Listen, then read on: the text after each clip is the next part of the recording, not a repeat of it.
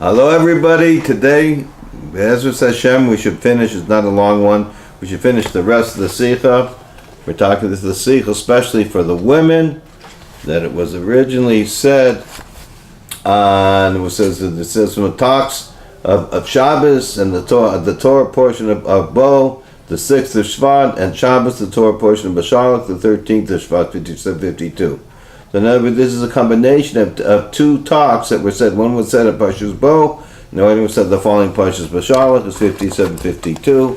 As we always say, that this is a translation of the last year the Rebbe spoke, an exact, very pretty exact translation with all the footnotes.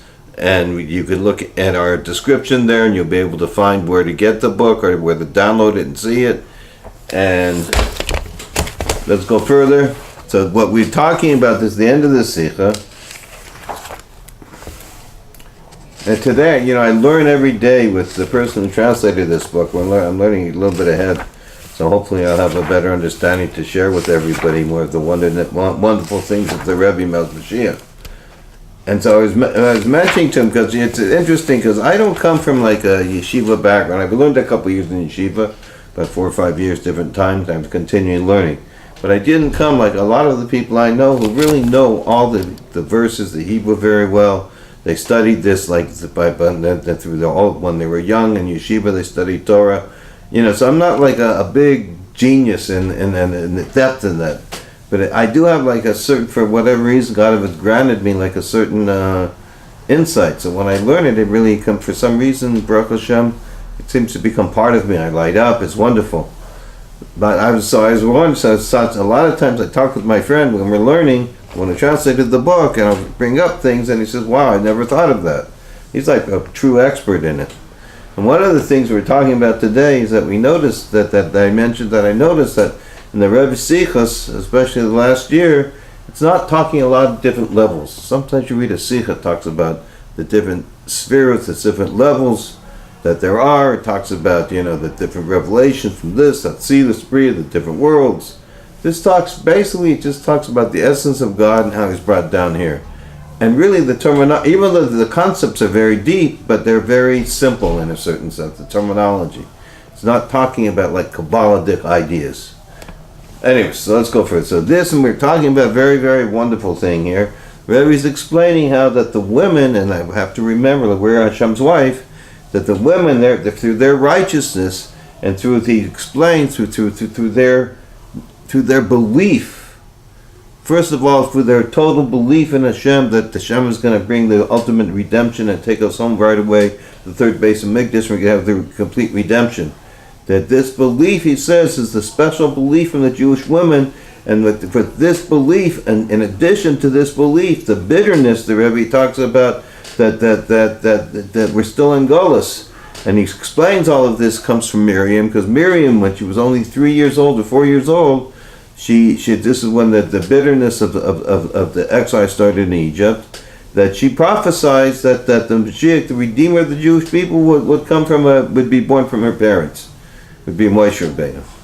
So it says, that's why her name was Miriam, which has to do with Mar. So how does that do redemption? Because it says that she saw the redemption. She knew the redemption was coming. She knew that Hashem was sending Moshe Rabbeinu would take the Jews out. And she knew when Moshe Rabbeinu was born, he was the Redeemer. And so she knew that everything that she saw was going to happen, but she couldn't stand it that we're still in Galus.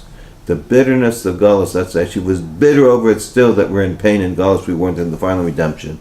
And at the same time, though, the Rebbe emphasizes that she was so sure of the redemption that she was happy that the redemption was going to come, and such sureness that they took upon themselves from Egypt, they took upon themselves special tambourines and musical instruments that they should thank Hashem because they knew this was going to happen. So the same thing the Rebbe says in general for us, that we have to have the bitterness from the Gullus is one thing, but the main thing that we have to see, and we have to cry Hashem Ad Masai, what we have to do with joy, because we have to know that Hashem going to take us out, and this is a true thing, the complete redemption. The Rebbe says that this is emphasized by the women, that the women have the special power and the special merit to do this.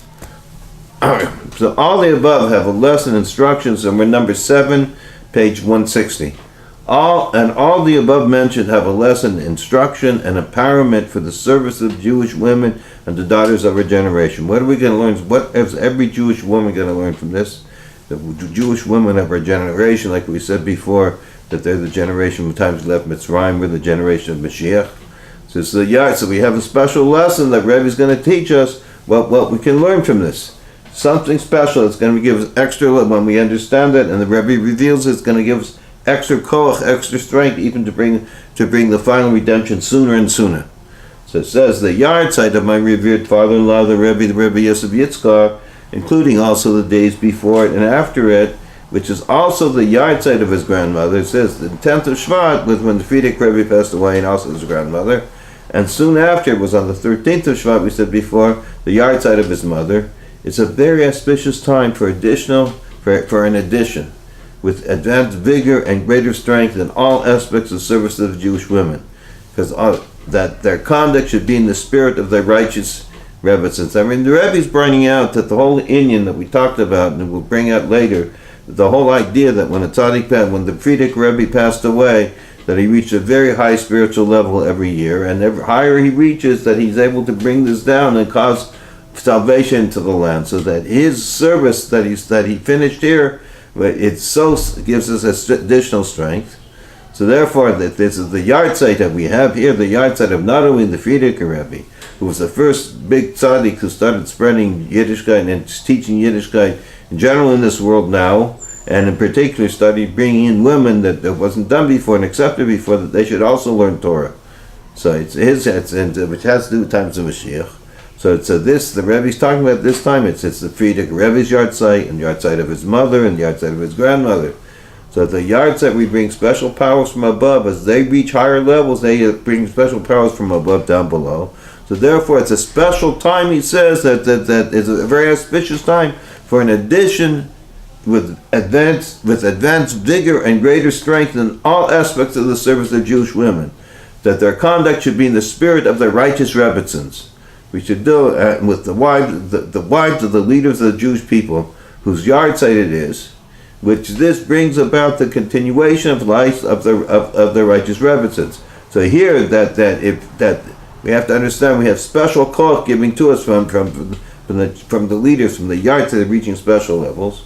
And for this, that we use this and we continue to do their work, it says that they continue to live.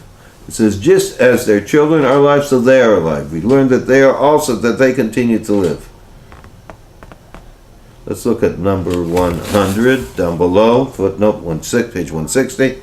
And likewise, regarding the passing of women amidst the Jewish people, heaven forbid that when their children are alive, that they continue with true life, of Torah and commandments, as they were educated through her. So they continue to be special Jews, including and especially through the additional activities and manners of charity and kindness to bring about the elevation for his soul. So they do more things, give more charity, and do more acts of kindness. Then he says, she is alive. Moreover, mainly that through this we hasten, so that one level is she lives through us, that she's alive, that she's talking about the person who passed away right before. We talked about in a prior note about Rebbetzin Goodnick, that she passed away. But how was she alive? Because her true life is given over and continues to live. Moreover, and mainly that through this, and the Rebbe says, not only is she alive in a spiritual sense, but mainly that through this, it becomes mainly because you bring the final redemption, that she is alive in the most literal sense, with the resurrection of the dead. So this is that we should take the special call from these great leaders, the Rebbetzins, and the service of Hashem. The Rebbe is talking to the women, just as their children are alive, so they are alive. Moreover, mainly, now we're at the page top 161, since in their merit of the righteous women of our generations, the true and complete redemption comes, because from them we finally get to the base of Mikdash. Therefore, they are alive, also mainly in the most literal sense, especially since the righteous men and women will arise. So not there, because we're going to have the complete redemption, and the complete redemption, it says that the tzaddikim will rise right away, and the rest of the people will take more time. So it says, and also mainly in the most literal sense, especially since the righteous men and women will arise Arise and sing, those who dwell in dust, immediately upon the coming of the ultimate redemption. So the Rebbe is saying that it's a special thing that the women should take all this special power and do their special work and bring Moshiach right away, reveal Gula Shlema. And with extra emphasis on this year, which was the Rebbe was the year 5752, 1992, that which the Hebrew letters for the number of the year is the acronym, which continues to be spread more and more. So if you look at the Hebrew letters, Hey Tav Shin Nun Beis, it says that it explains over there that it will be a year of wonders and everything, from everything and everything. These are three levels of that Avram, Yitzchak, and Yaakov talks about different verses in the Torah using these words about how they had everything, and that in which is emphasized the virtue of the forefathers, about whom it is written, the forefathers, Avram, Yitzchak, and Yaakov, is written that in everything, from everything, everything, whom God gave, who did God, it says over here that they have everything. What's everything? Everything God gave them a taste of the world to come, including and especially emphasis on the virtue of the matriarchs. So the Rebbe says they tasted something special, and especially what the matriarch said, because it said, whatever Sarah will tell you, heed to her voice. We learn in the Chumash, when there was a situation when Yishmael was there, and Sarah saw he was not good for Yitzchak. So she told Avram, you should send him away. This was Avram's son, it wasn't her son, but she saw it was bad for Yitzchak. So Hashem told him, listen to Sarah. So you learn from here that Sarah has a higher level of prophecy than Avram.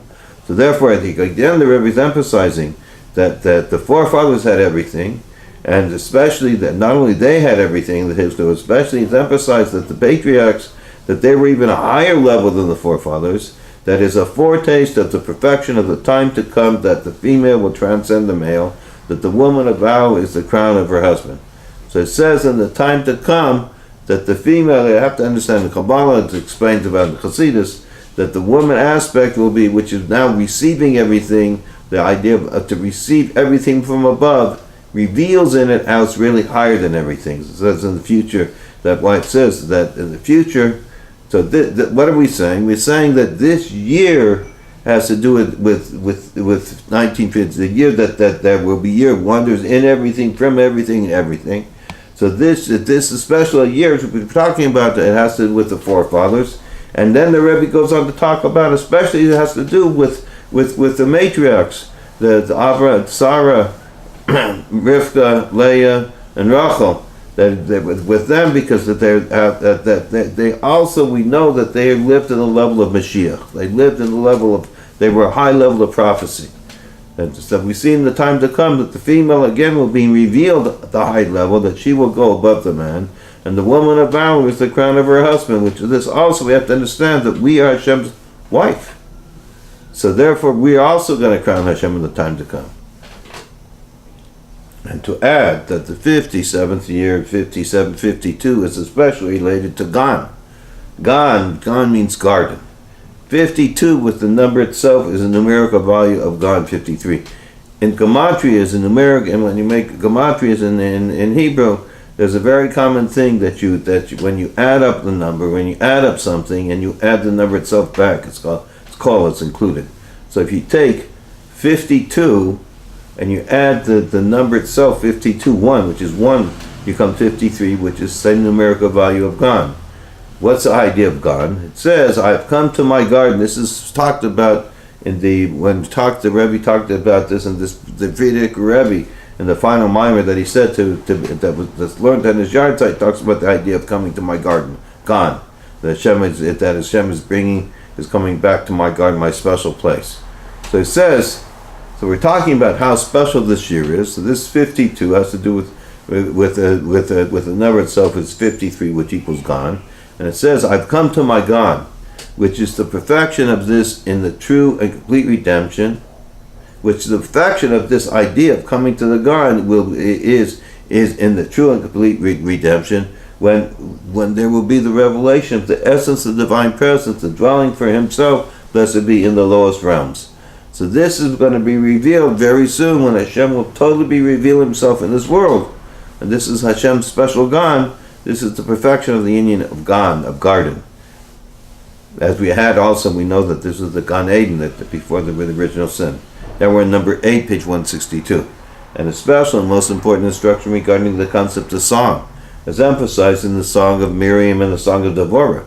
So what's so special? Just as at the Exodus from Egypt, the righteous women of the generation were certain that Hashem will make miracles for them, and they took tambourines out of Egypt when they left, so too regarding the redemption from this last exile, that the Jewish righteous woman must be certain, and undoubtedly they are certain, that literally, immediately, the true and complete redemption comes, to the extent that they immediately, in the last moments of exile, begin to sing with tambourines and dances for the coming of the true and complete redemption. The Rebbe emphasized many of this in italics.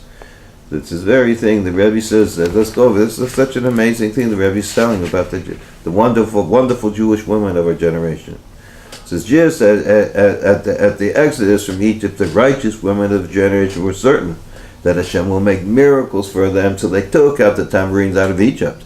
When they left, this is what they did. So regarding to this, the redemption we're waiting to see any second, that from this last exile, that the Jewish righteous women must be certain. That the Rebbe says, not that they must be certain, but undoubtedly they are certain, that literally the women of this generation know that immediately the true and complete redemption comes, to the extent that they are immediately in the last moments of exile beginning singing, that already we're singing because we're so certain, the women are so certain, with tambourines and dancing for the coming of the true and complete redemption, that's so certain by the women. And more specifically, together with the prayer and request and demand from Hashem that He bring the redemption literally immediately after prayer to Hashem, as expressed in the feeling of pain and bitterness that we talk Miriam. So Miriam's name is from mere bitterness over the length of the exile, is expressed in the outcry from the depths of the heart. So this that we're still in this terrible, terrible galus, and we're still not where with the third base of Mikdash with Hashem and everybody together. There's no problems. We have to cry out until when, until Masad. And they are permeated also mainly with feelings. So there you could think that we should be upset and bitter that we're not in the final redemption, that we're still in a galus. The Rebbe says, but the main thing is not to be bitter. The main thing is to be full of joy, to understand that the Moshiach's already here. He's already come. Let's see, he says that they are permeated also mainly with the feeling of joy. Moreover, the greatest joy which is expressed in singing, they're so that the Jewish women should be so happy in singing due to the great certainty. Why are we so, the Jewish ones, happy? That here comes the King Moshiach comes. And then the Rebbe says, and has already come. Now the Rebbe says Moshiach's already here.